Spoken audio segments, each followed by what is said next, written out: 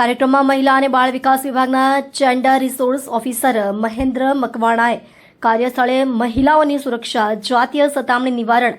અને POSH એક્ટની જોગવાઈઓ અંગે માર્ગદર્શન આપ્યું હતું.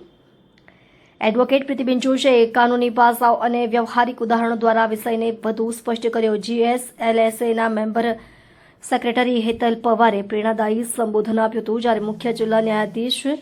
RA ત્રિવેદીએ કાયદાની અસરકારક અમલવારી અને જાગૃતિના મહત્વ પર ભાર મૂક્યો હતો.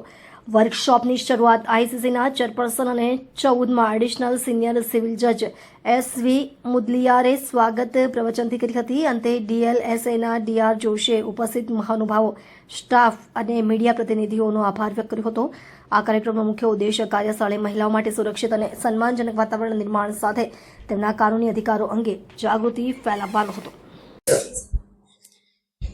રાષ્ટ્રીય કાનૂની સેવા સત્તામંડળ નાલસાના નિર્દેશો મુજબ અને ગુજરાત રાજ્ય કાનૂની સેવા સત્તામંડળના સબળ માર્ગદર્શન હેઠળ જિલ્લા કાનૂની સેવા સત્તામંડળ સુરત દ્વારા આજે સુરત જિલ્લા અદાલત ખાતે કાર્યક્ષેત્રે મહિલાઓની થતી જાતીય સતામણીની સલામતી આપવાના કાયદા એટલે કે POSH એક્ટ 2013નો એક સેમિનાર આયોજિત કરવામાં આવ્યો, જેમાં ન્યાયાધીશ મિત્રો, વકીલ મિત્રો, બાર કાઉન્સિલ ઓફ ગુજરાતના સભ્યશ્રીઓ, કર્મચારીઓ, અમારા LADCના મિત્રો, પેરાલીગલ વોલન્ટિયર્સ આ તમામ સામેલ થયા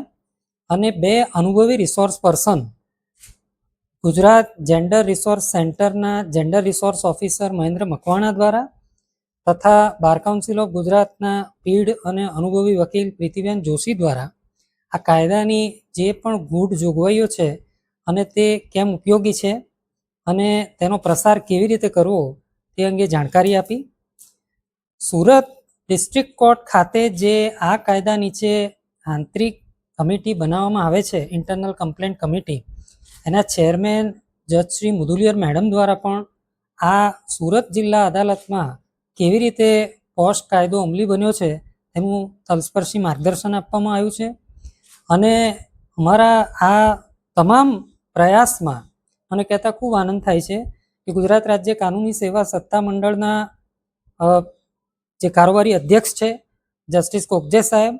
અને અમારા જે પેટર્નિંગ ચીફ છે chief justice honourable Mrs justice Sunita Agarwal, તેમના પ્રેરણા ખૂબ અમને ઉપયોગી થઈ છે અને સભ્ય સચિવ હેતલબેન પવાર દ્વારા